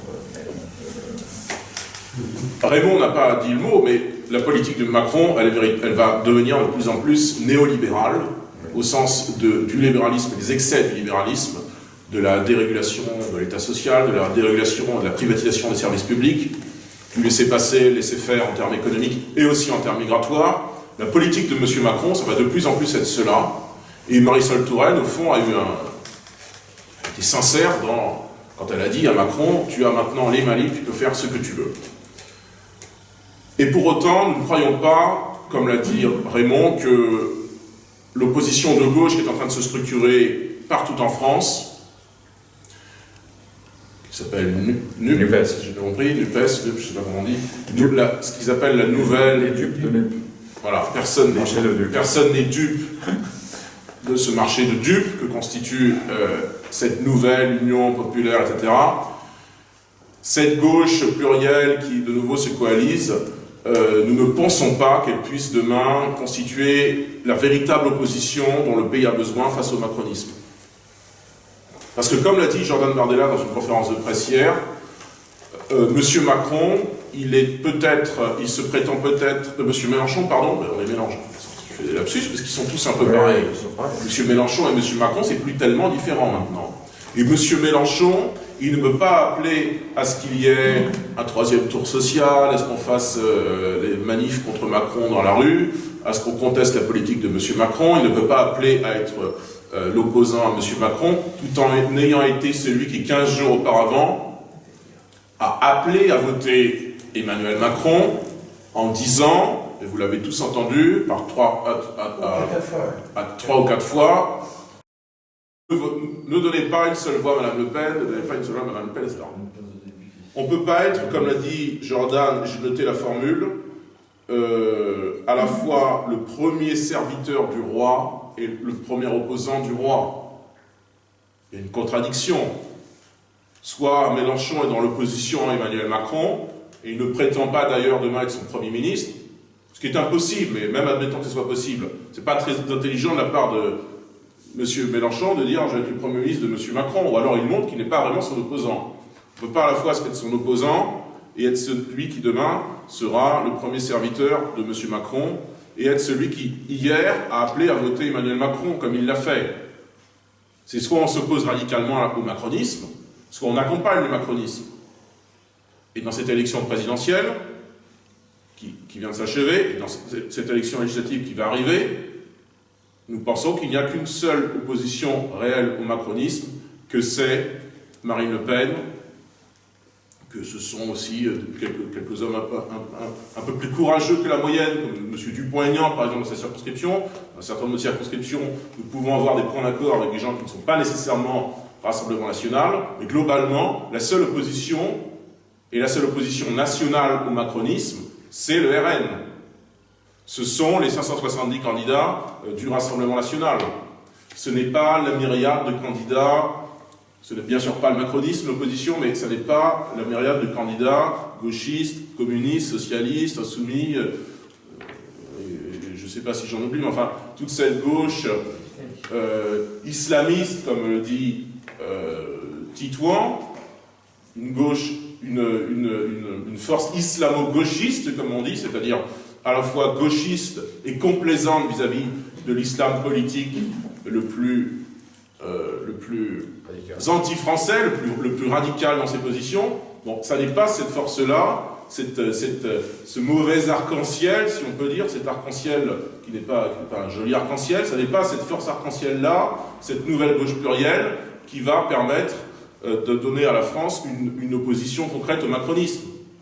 Au contraire, s'il y a une forte opposition de cette nouvelle Union populaire, on peut penser qu'à l'Assemblée, ils se déchaîneront pour proposer des amendements et des textes de loi les plus anti-français possibles. Je ne sais pas si, par exemple, vous avez, ça ne nous concerne pas directement, Loire-Atlantique, mais peut-être que vous l'avez suivi dans les médias, l'histoire de cette investiture ratée de ces candidats insoumis qui s'appelle M. Bouafs, à Vénissieux, c'est ça hein? Non, Vénissieux, oui. À Vénissieux, ancienne citadelle communiste. La France insoumise voulait investir un candidat à Vénissieux qui s'appelait M. Bouafs, qui s'était pris en photo avec un mannequin de Marine Le Pen au bout d'une pique, la tête de Marine Le Pen au bout d'une pique. Ce M. Bouafs avait symboliquement guillotiné non seulement Marine Le Pen, ce qui nous choque parce que, en tant que RN, mais au fond, peu importe. Enfin, en France, c'est pas admissible qu'on mette la tête comme ça d'un opposant politique au bout d'une pique symboliquement, parce que finalement, ce sont des menaces de mort implicites. Ça montre un peu ce que pourraient proposer certains députés insoumis s'ils étaient élus à l'Assemblée. Et puis M. Bouafs s'est aussi pris le pied dans le tapis pour les histoires d'injures raciales, je crois. Enfin, Mais de... je savais pas ça. Oui, en plus, oui. Pour l'instant. Ah bon. Allez, la tartine. Du coup, ça fait palmarès, c'est une agression sexuelle. Bon. Il a été débranché, comme on dit M. Bouafs, parce que sans doute c'était trop. Il ne pouvait pas être candidat, ça aurait fait une bronca pas possible.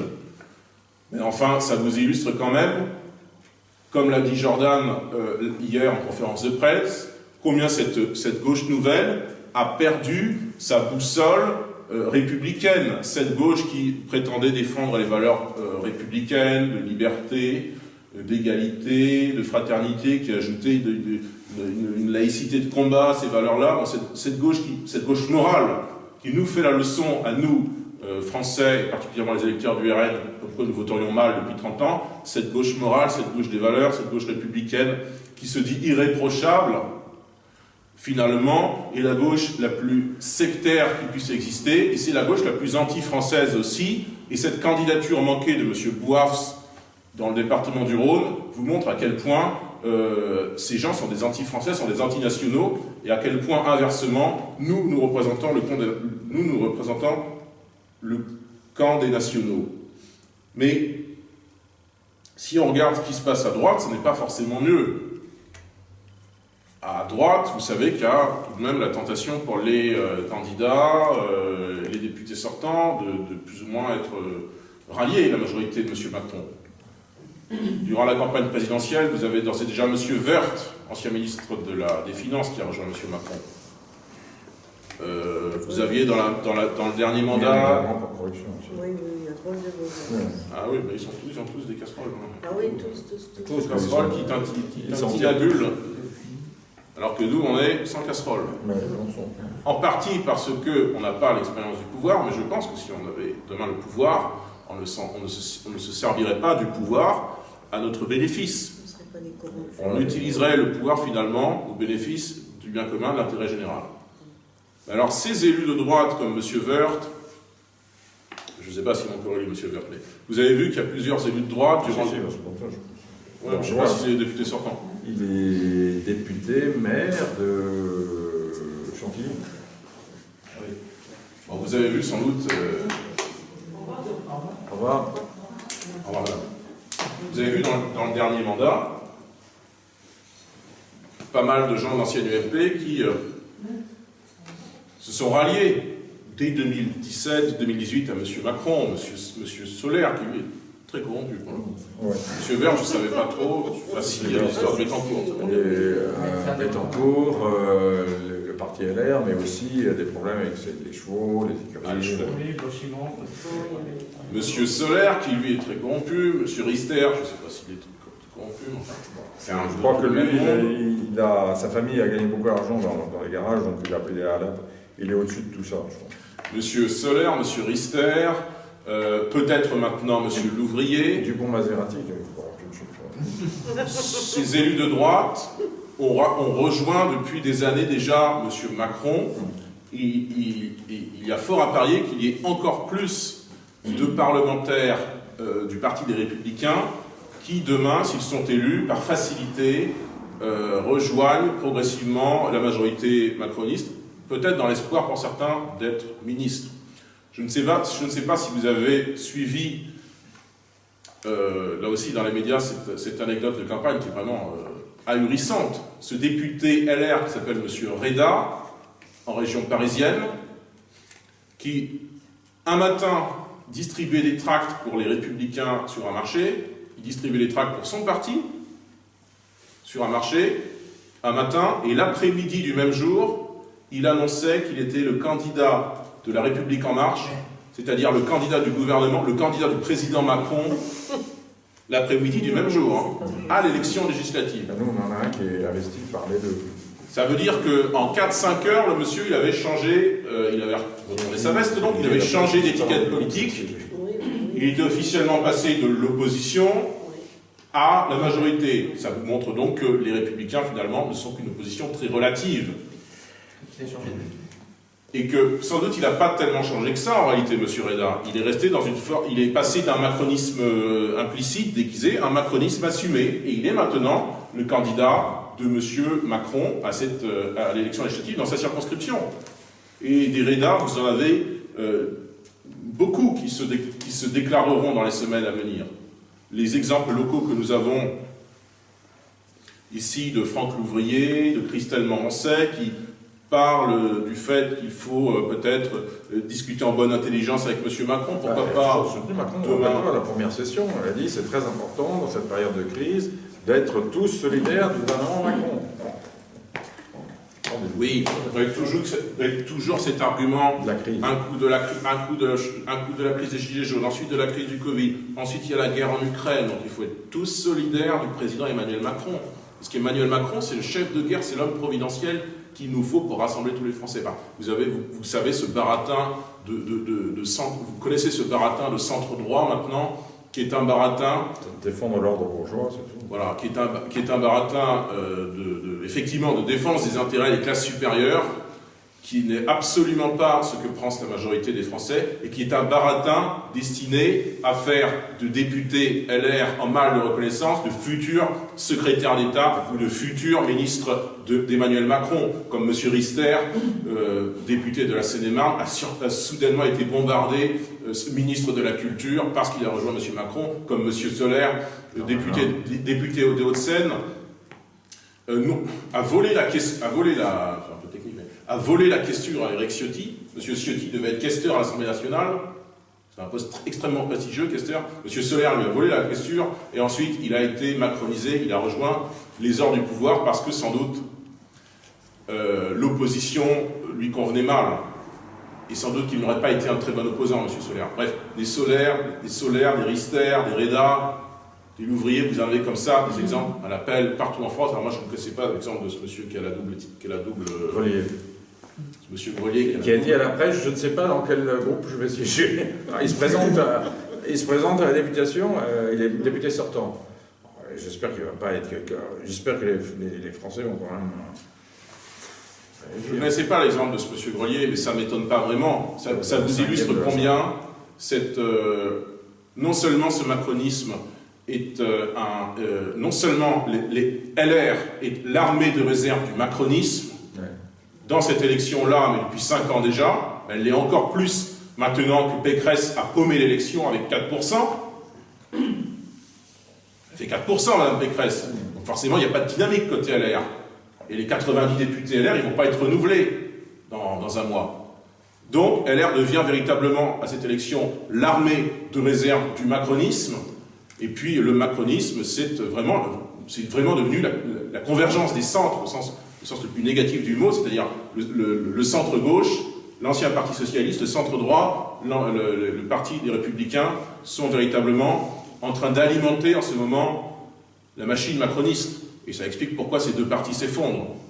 Et ça vous montre combien le macronisme n'est pas du tout ce parti de rénovation, ce parti de la société civile qui fait émerger des idées nouvelles, qui incarne un monde nouveau. Le macronisme, c'est véritablement la recyclerie des anciens notables socialistes, des anciens notables sarkozystes qui étaient en mal de reconnaissance et pour certains en mal de réélection et qui trouvent, avec Emmanuel Macron, une seconde jeunesse. C'est très différent, bien sûr, de ce que nous proposons, nous, 570 candidats RN, qui représentons véritablement la société civile, qui, pour la plupart d'entre nous, représentons les catégories populaires et qui maintenant sont plus massivement à représenter les classes moyennes de ce pays, avec beaucoup de profils de fonctionnaires, avec une féminisation accrue de nos effectifs. Ce n'est pas le Rassemblement national qui, chaque année, paye des amendes parce qu'il ne respecte pas la parité. Je ne dis pas que la parité est bien ou mauvaise, je ne juge pas. Mais objectivement, ce sont les Républicains et la France Insoumise qui, chaque année, payent une amende parce qu'ils ne respectent pas la parité, alors qu'ils nous font la leçon depuis des années sur « il faut la parité » et le FN et le RN est un parti hostile aux femmes.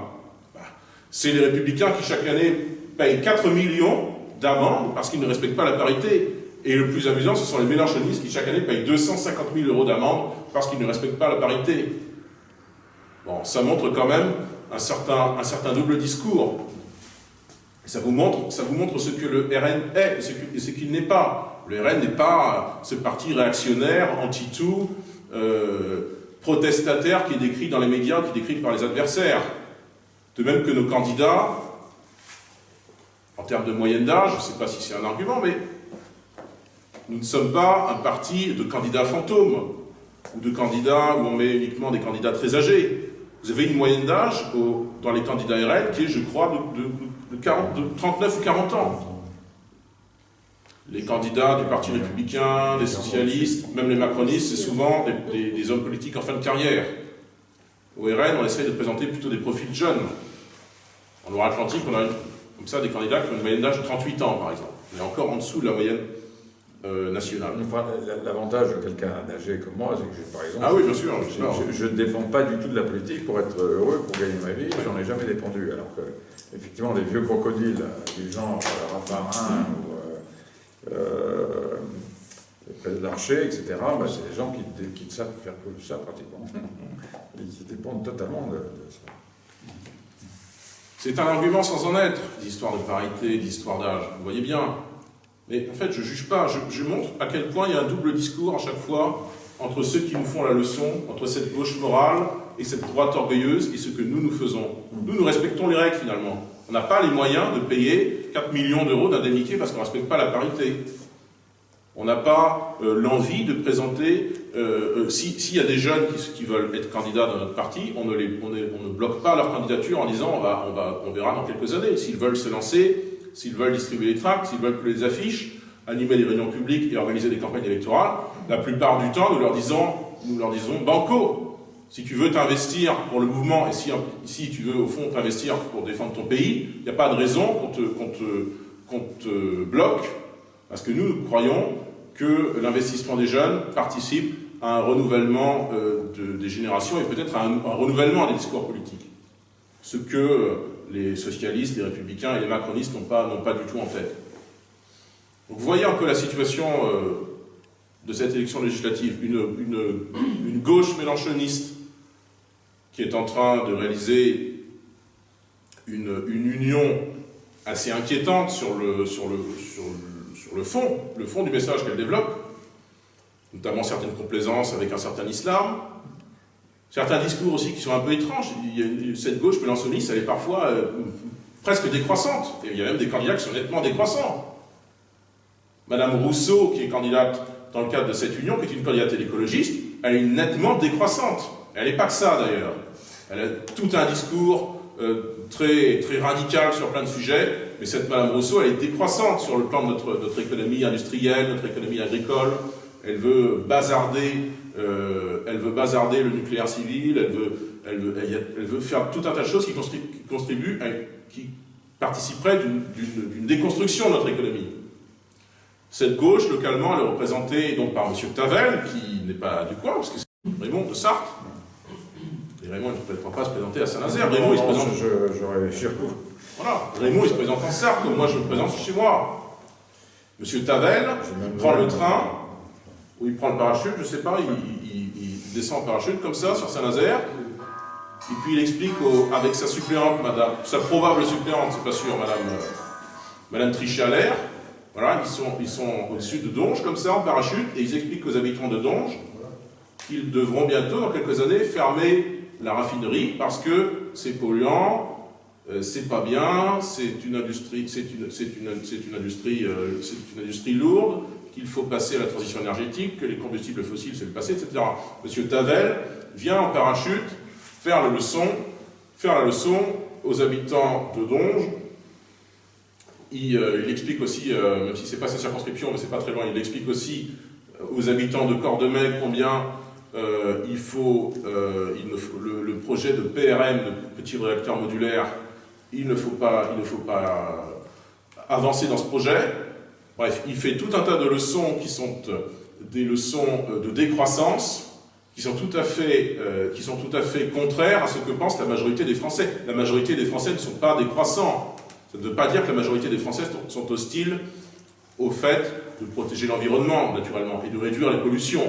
Il faut trouver les équilibres entre le maintien des industries et même le développement des industries et la relocalisation d'un certain nombre d'industries d'ailleurs, que les industries reviennent non seulement en France, mais dans nos campagnes. Il faut trouver un équilibre entre ce maintien et ce développement des industries, et puis des considérations environnementales d'autre part, avec un certain nombre de transitions qui sans doute sont à effectuer.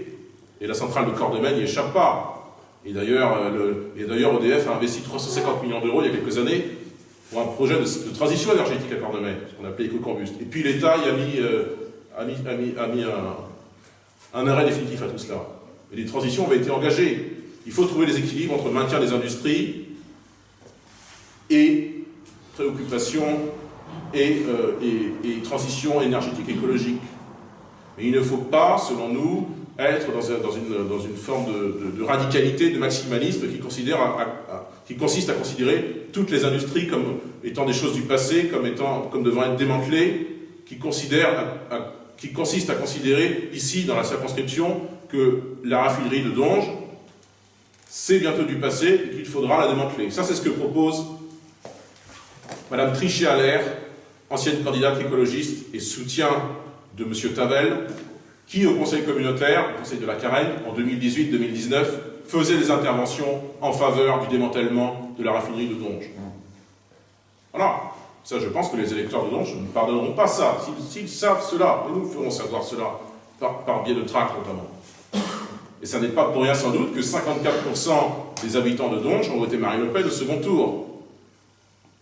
Notamment pour des questions d'inquiétude autour de la désindustrialisation qui, depuis des années, progresse en France. Ça ne concerne pas encore Donge, mais ça pourrait demain concerner Donge. Donc vous avez, d'un côté, cette gauche mélenchoniste, à la fois islamophile et décroissante.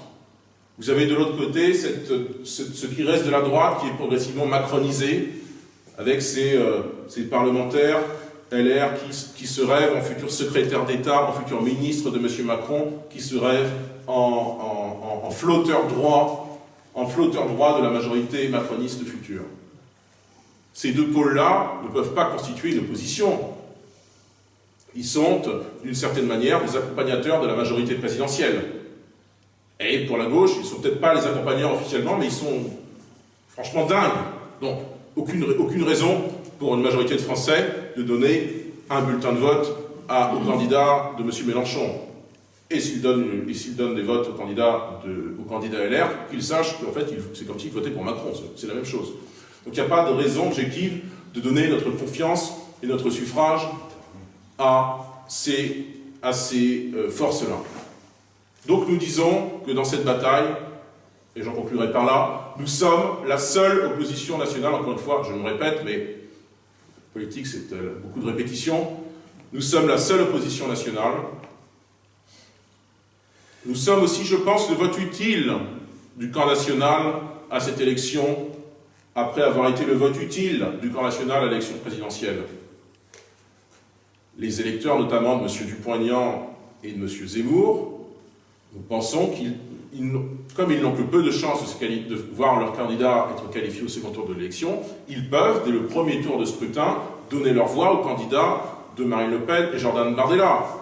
Et c'est ce que Jordan a rappelé dans sa conférence de presse hier, que nous sommes une certaine forme de vote utile chez les nationaux, que les candidats de Marine Le Pen seront dans les seconds tours, en plus de 150 circonscriptions probablement. Les candidats de M. Zemmour, c'est pas du tout certain. Les candidats de M. Dupont-Aignan, c'est pas du tout certain non plus. Donc, autant, je le pense, voter utilement. Et le vote utile, naturellement, c'est le vote Rassemblement National, dans les 570 circonscriptions. C'est le message que nous délivrons lorsque nous faisons cette campagne de terrain, lorsque nous distribuons les tracts. Les tracts que nous avons sortis il y a quelques jours. C'est le message que nous diffusons lorsque nous sommes sur les marchés, en ce moment. C'est que nous serons demain l'opposition nationale au macronisme, encore une fois.